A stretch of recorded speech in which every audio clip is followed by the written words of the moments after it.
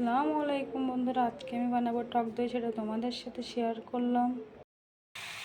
টক দইটা বানানোর জন্য আমি এখানে 1 কেজি দুধ নিয়েছি। দুধটা ভালো করে ফুটিয়ে নিয়েছি। এখন দিয়ে দেবো অল্প একটু চিনি। এখানে আমি এই চামচটা 3 চামচ মতো চিনি দিয়ে দেবো। দিয়ে এটা আরও কিছুক্ষণ ফুটিয়ে নেব। আমি দুধটা ঠান্ডা করে নিয়েছি।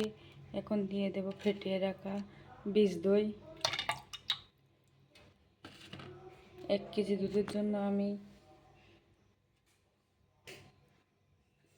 100 গ্রাম মতো বীজ দই দিয়েছি। দিয়ে এটা ভালোভাবে ফেটিয়ে নেব।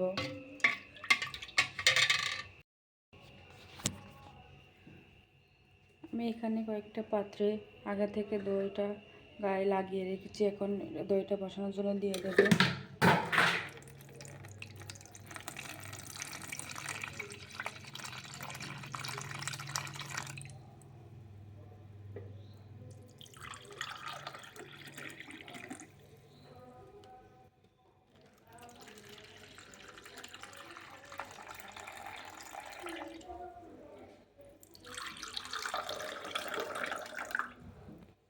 দিয়ে এটা 24 ঘন্টার জন্য রেখে দেব। মুখগুলো ভালোভাবে ফয়েল পেপার দিয়ে আটকে রেখে দেব। এভাবে ফয়েল পেপার দিয়ে আটকে নিয়েছি। এখন একটা মোটা তোয়ালির উপর দিয়ে তোয়ালি দিয়ে ঢেকে দেব। ঢেকে দিয়ে কয়েক ঘন্টা রেস্টে রেখে দেবো এভাবে গরমের ভিতরে। দইটা জমে গিয়েছে। দইটা দেখেন এমন হয়েছে। লাস্ট